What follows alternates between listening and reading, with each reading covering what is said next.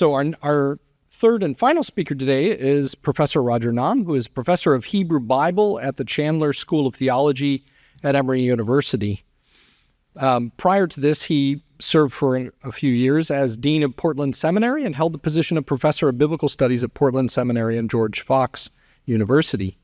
Now, Roger's a repeat offender at UCLA.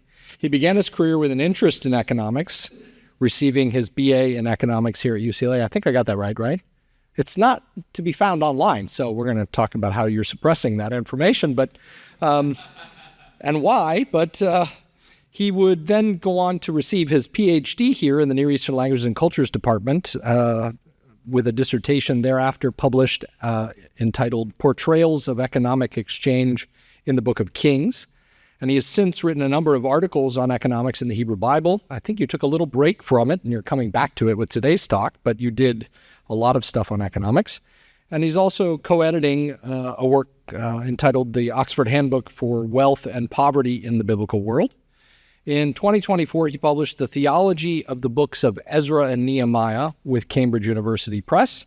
And he is working on a commentary now on Ezra and Nehemiah for the Old Testament Library by Westminster John Knox. Please help me in welcoming Roger Nahm, who will speak on the economics of the Jewish diaspora, perspectives from Al-Yahudu.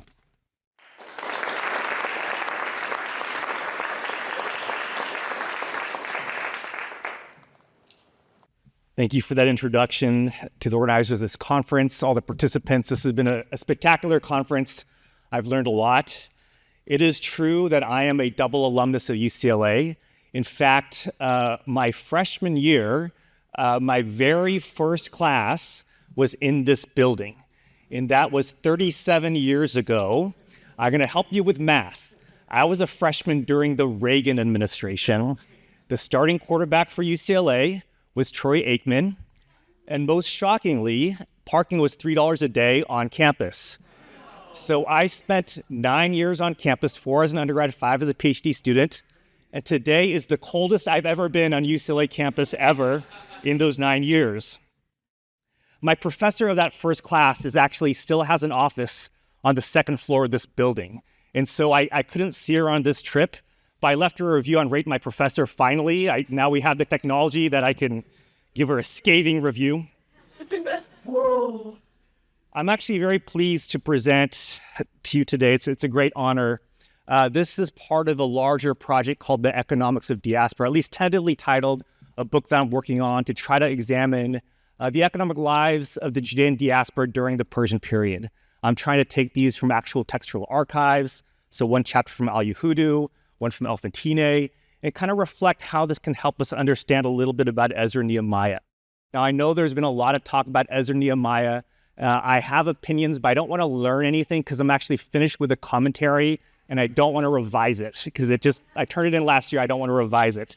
But I do have some thoughts on that Persian text of Ezra and Nehemiah. This book is very important to me because it actually federates many parts of my path. As mentioned, I was an econ major as an undergrad, but I also took lots of classes in what's now called Asian languages and cultures. Back then it was East Asian languages and cultures, starting with that first class in Korean language. I am a second generation Korean American. I was born in California, and I really started to learn Korean as a college student, which was common of my generation.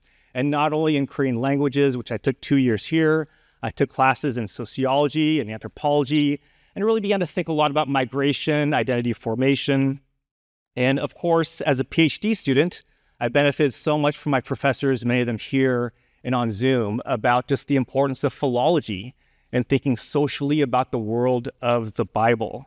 And I want to really especially acknowledge the late Dr. Bob England.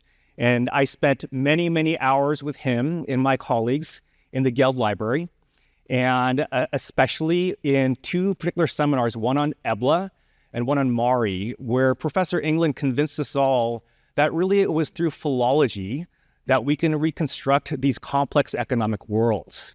He loved metrology. He loved reading texts that seemed kind of mundane, sale dockets, receipts, distribution lists, similar to what we have in Al-Yahudu, in that these texts collectively can reveal valuable insights into the social dynamics of antiquity.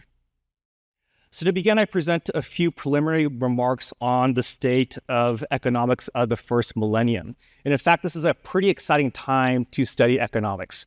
So when I was an undergrad, I was doing economics almost as a science. The econ curriculum, I'm not sure what it is today, but back then it was essentially math. In fact, during my time, a new major emerged called econ math, which is still there today.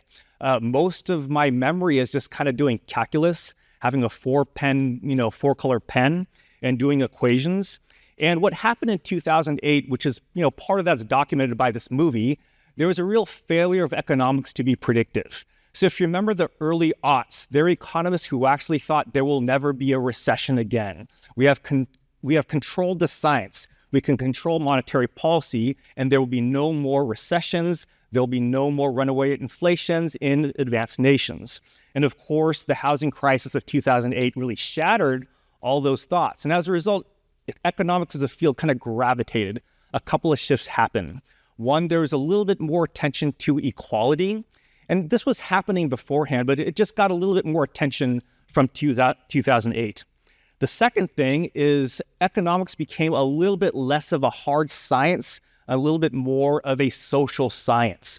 One of the subfields that emerged was behavioral economics.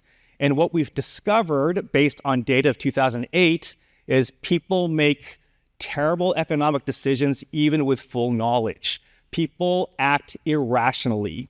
And so behavior was much more an important aspect in how we determine how economies work. Also at this time, there are a bunch of wonderful scholars in Europe funded by grants by ERC that are doing great work on these archives of Neo-Babylonian and Persian periods. People like Cornelia Wunsch, Michael Yersa, Jason Silverman, they have well-funded projects multi-year to actually look at these archives and think through very complex notions of land and labor and productivity and distribution, adding a lot to our knowledge of the first millennium. In addition, we have better theoretical approaches as sort of maturation. I'll speak about a couple of them that I think are really important. One is something called new fiscal history. And this arises a lot from this particular, actually a couple of them arise from this particular article, a seminal article in 1921 by an Austrian economist who Joseph Schumpeter, who wanted to see how the tax state related to its people and political economies. And you could think about the context of Austria in the 1920s and the idea, what is the impact of a tax state?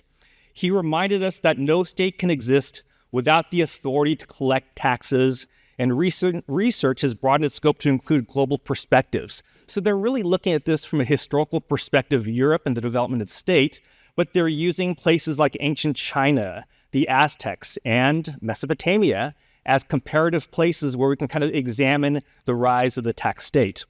A related field actually coined by Schumpeter is fiscal sociology. A little less of a historical bent, but the idea of the emergence of the tax state relating to a relation to the people, and this, of course, examined fiscal systems in modern times and pre-modern societies. One particular offshoot of fiscal sociology is something called militarist theory. And I think, at least heuristically, this has some valuable insight that we can portray into the Babylonian and Persian periods, at least with the Al-Yahudu documents.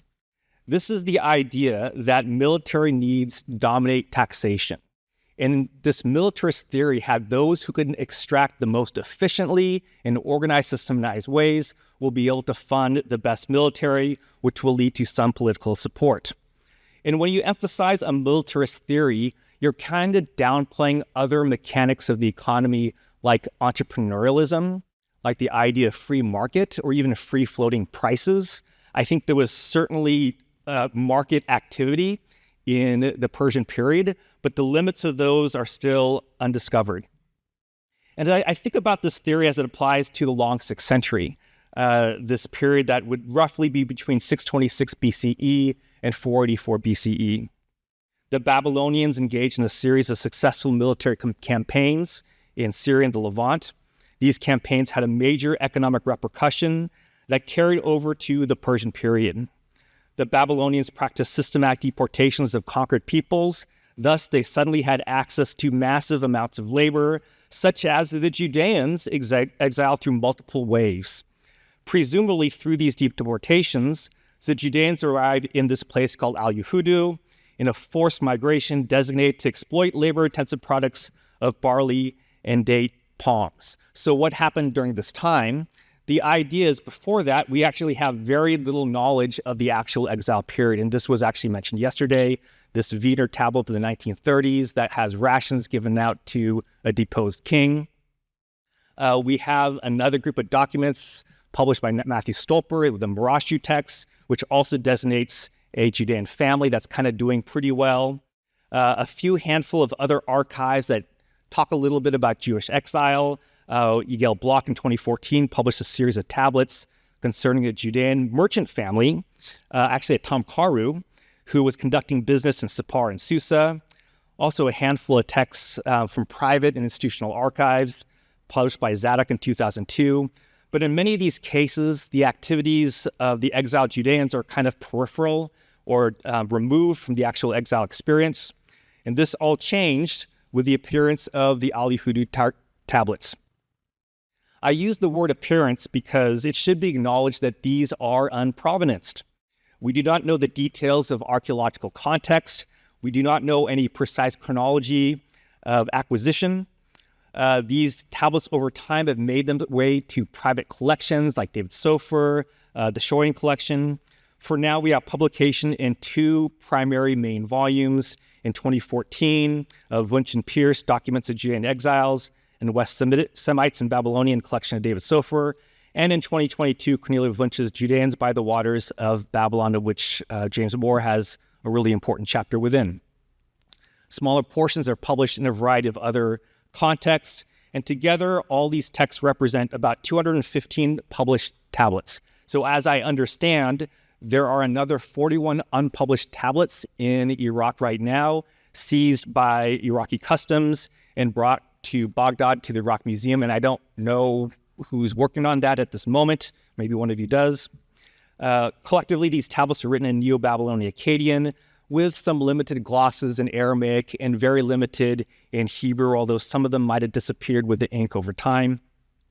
The regnal years indicate that few of these texts are from the Babylonian period and reference as early as the 33rd year of Nebuchadnezzar II to the early Persian period with reference to Cyrus and Darius, and a few references to the 9th year of Xerxes of 477.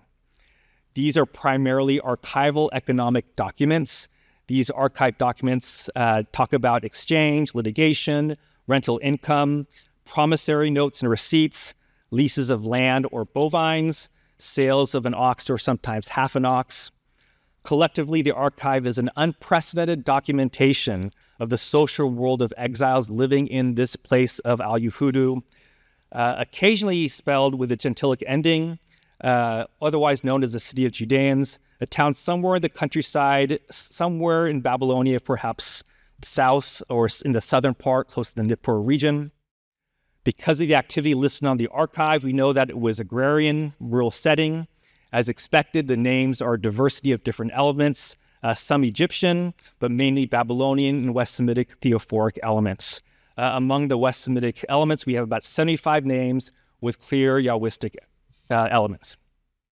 And so to talk about the economics of Yahudu. So what do you do if you are an empire of Babylonia and you have sudden access to fallow land and massive labor through deportation? And so it's very clear to me that about this emerges a multi-class stratification with this opportunity of land and labor. And so I can just say at the outset that there's this idea that discovery of Marashu and Yahudu, that when Judeans were exiled, that they flourished. They built and plant and assimilated and led really positive economic lives. And I think that's probably true for a few families, but I'll state right away at this preliminary reading of these texts, I think life was pretty economically hard for the vast majority of exiles that were there. I think the economic life reveals that it was a very centralized economy, which by definition is asymmetrical. You have a central agent making allocation decisions for the periphery. You have a powerful and elite core and a large economy covering so much geographic space that you need to have complex stratification. And it's natural that the deported foreign migrants would be at the lower part of that stratification. So with fallow land and with almost unlimited labor, what kind of economy are you going to design and build that will be carried over into the Persian period? So let's consider these inputs, the raw data that goes into this economy. First of all, land. Through successful military campaigns, the king had ownership to large tracts of fallow land.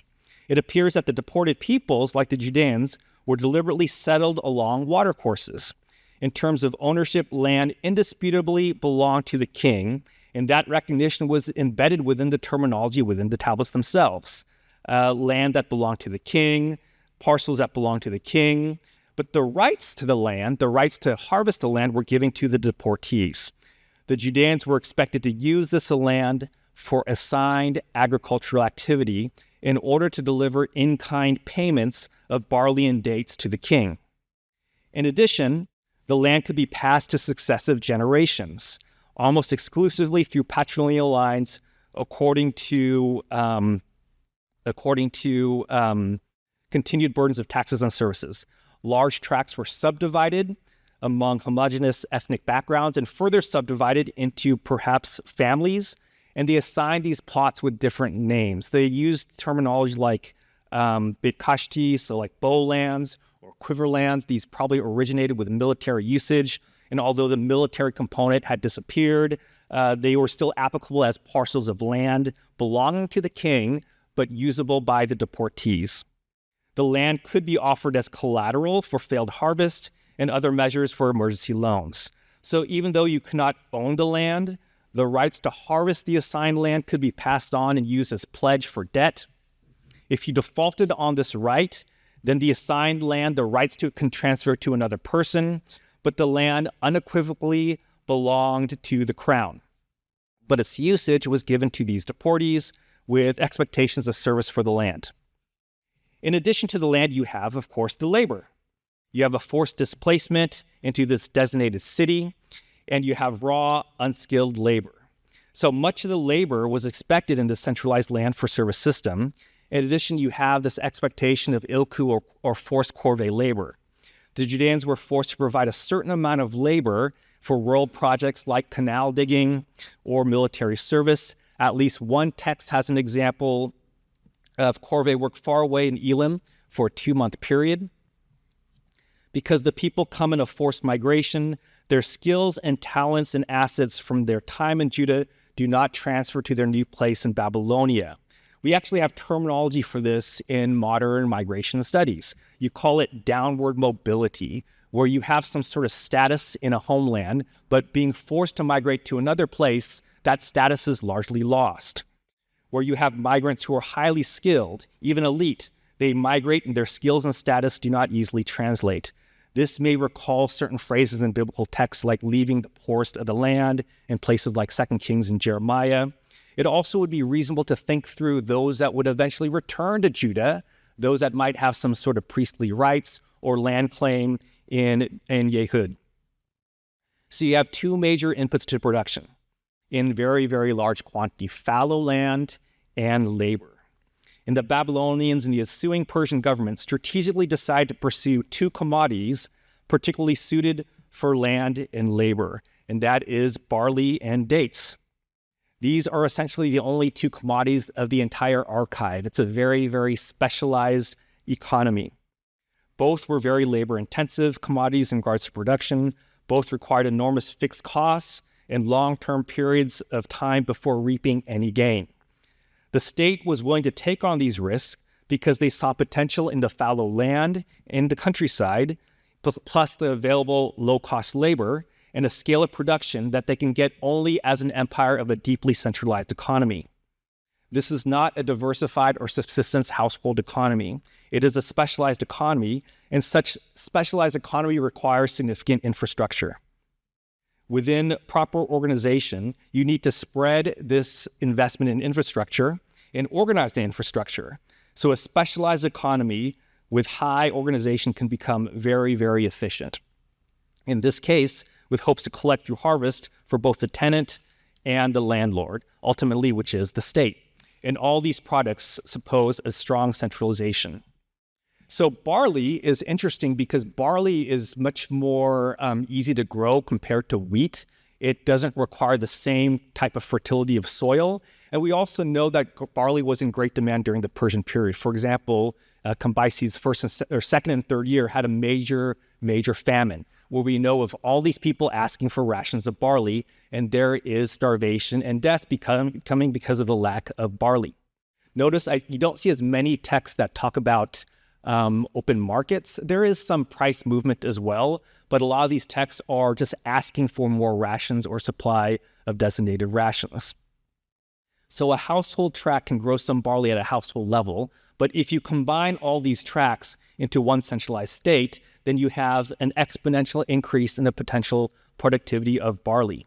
And how do they do this? Well, one example, at least reconstructed by Wunsch, is through a very systematic irrigation. So remember, they're settled across waterways. And so irrigation had to be carefully centralized.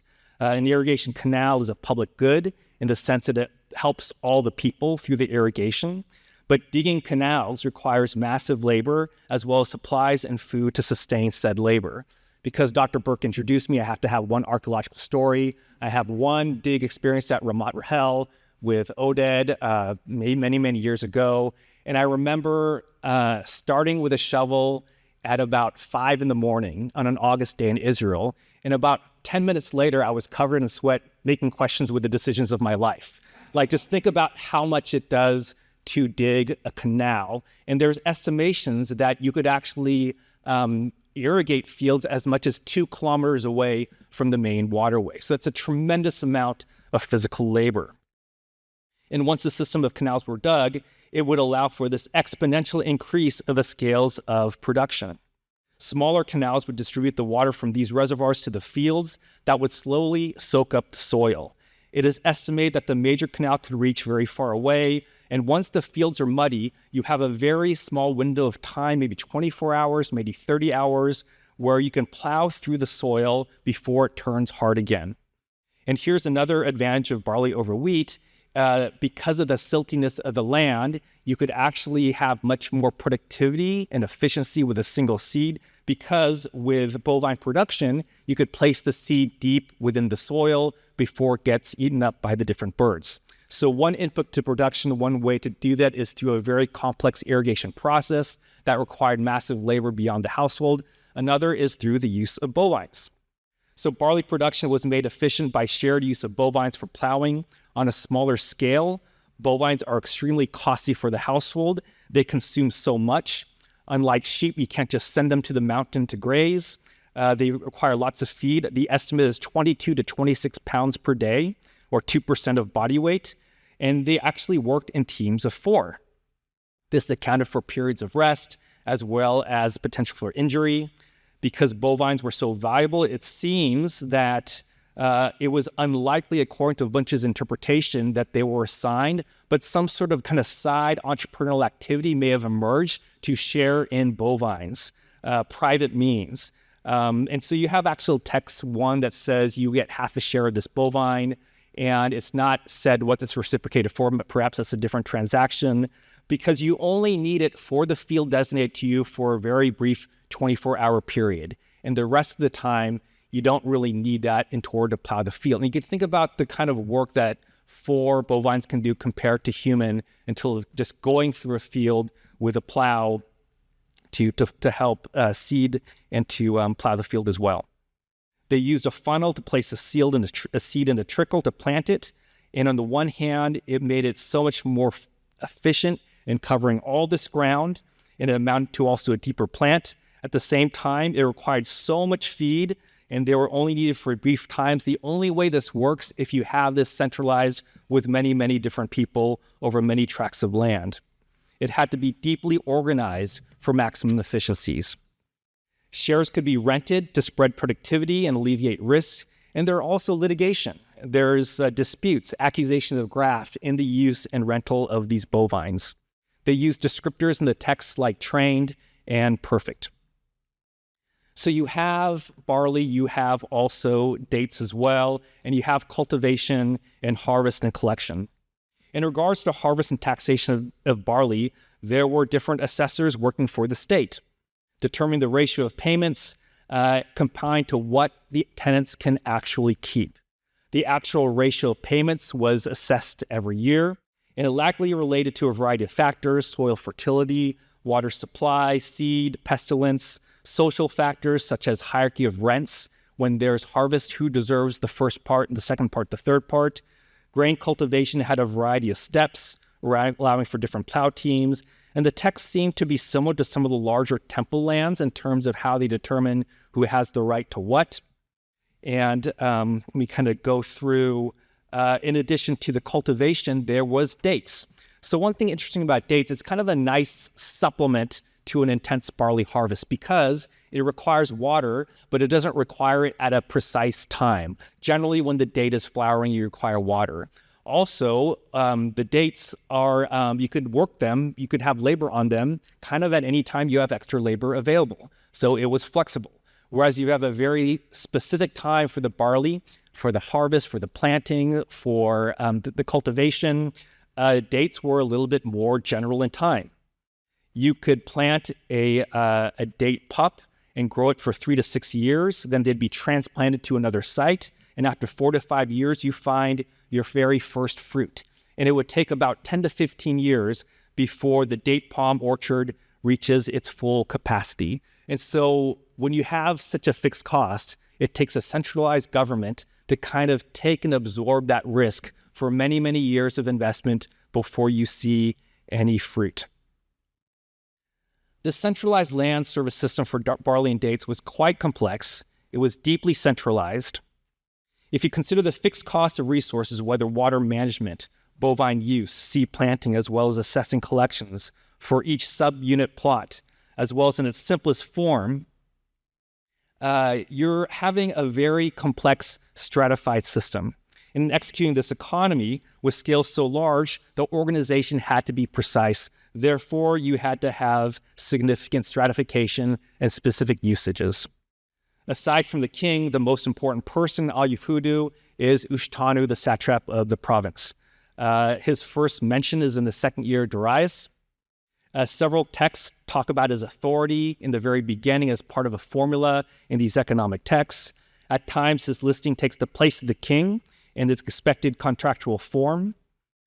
He also has a slave. And the slave is someone that has some sort of authority because the slave takes pledges, the slave is used as witnesses, and this different use of a slave of Ushtanu also points to his high meaning in the place of this economy.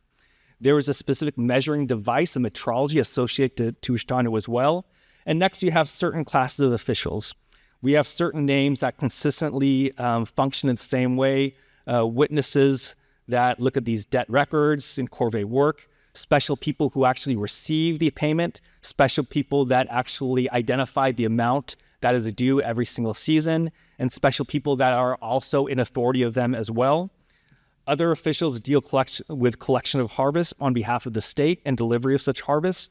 These are the ones that also assess yields and exchange metals into equivalent commodities, as payment could be in kind or also in precious metals as well. Others who collect rental income, facilitate collection of goods. And on the lowest tier, you have the Judeans. There isn't mention of Tamkaru here, but as I mentioned, it's known in other texts that they're Judeans who were Tamkaru or traders and actually traveled to other places like Susa. We also know that there were, in the Al-Yahudu classes, they're often described as Shishanutu. And so this kind of class, which is kind of free, but not really free. And in fact, this class is, according to Wunsch, a category as a tool of the government to manage the people parallel to the management of farmlands, combining the people and the lands into the collective use. In other words, this was a category of people, a class used to make sure they keep within their social status in this agrarian setting. This category was not entirely free, but not quite full chattel slavery. Most of the texts concern payment and debts and obligations. Also noted in the in Wunsch's estimation, this was written in Neo-Babylonian Akkadian, and as mentioned yesterday, this was a language, according to Wunsch, was used to formalize a permanent place of solitude and servitude within the Judeans, which makes, therefore, the emergence of a little bit of Hebrew and later more Aramaic as really pretty interesting in terms of power dynamics at play within this archive. And I'm convinced that so far collectively, the Al-Yahudu tablets, as I look at these and try to map out the economic life, it is a deeply centralized economy.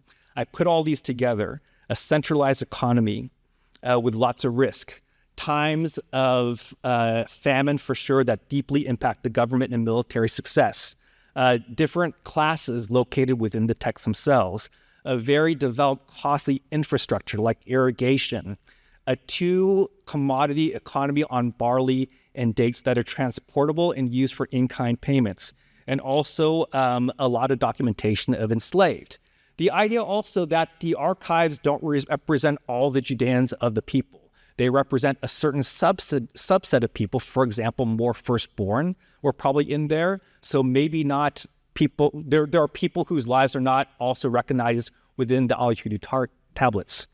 There's also argument that there are enslaved people who did entrepreneurial activity, but it's not actually clear whether they're doing it on their own or on behalf of their masters. And in fact, in one of these Ardu in the Marashi archives, he's doing all sorts of different things, but also there's one tablet which talks about punishment for this slave, which includes physical beatings and fines, which gives me the question like, what is your status if within there's a legitimization within tablets recorded that subjects you to both physical beatings and fines as well. So overall, my idea, at least the initial thought, is that the economic lives of the Judeans in diaspora were probably rough, difficult, harsh, and barely sustainable for many of the people. Thank you.